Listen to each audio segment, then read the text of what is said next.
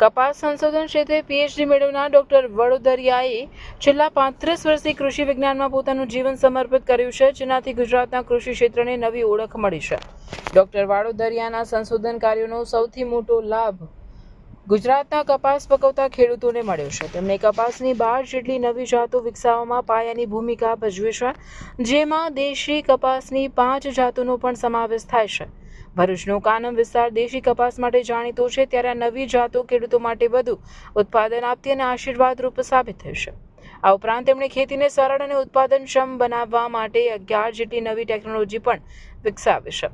માત્ર સંશોધન જ નહીં, પરંતુ શિક્ષણ ક્ષેત્રે પણ ડોક્ટર વાડોદરિયાનું યોગદાન અમૂલ્ય છે. તેમના માર્ગદર્શન હેઠળ 12 વિદ્યાર્થીઓએ એમએસસી અને પીએચડીની પદવી મેળવી છે, જ્યારે અન્ય અનેક વિદ્યાર્થીઓને તેમણે થીસીસ મૂલ્યાંકનમાં મદદ કરી છે. તેમણે 20 જેટલા સંશોધન લેખો અને 3 પુસ્તિકાઓ પણ લખી છે, જે આજે કૃષિ વૈજ્ઞાનિકો અને વિદ્યાર્થીઓ માટે માર્ગદર્શિકા સમાન છે. તેમણે વર્લ્ડ કોટન કોન્ફરન્સ જેવા આંતરરાષ્ટ્રીય મંચો પર પણ ગુજરાતનું પ્રતિનિધિત્વ કર્યું છે.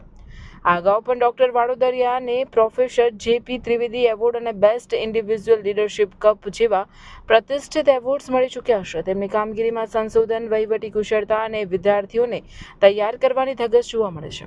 કપાસ સંશોધન ક્ષેત્રે તેમણે કરેલા ક્રાંતિકારી ફેરફારોને કારણે જ તેમને રાજ્ય સ્તરના સર્વોચ્ચ એવોર્ડથી નવાજવામાં આવ્યા છે. આ એવોર્ડ માત્ર તેમનું વ્યક્તિગત સન્માન નથી, પરંતુ સમગ્ર ભરૂચ અને કૃષિ સંશોધન કેન્દ્રનું ગૌરવ વધારે છે.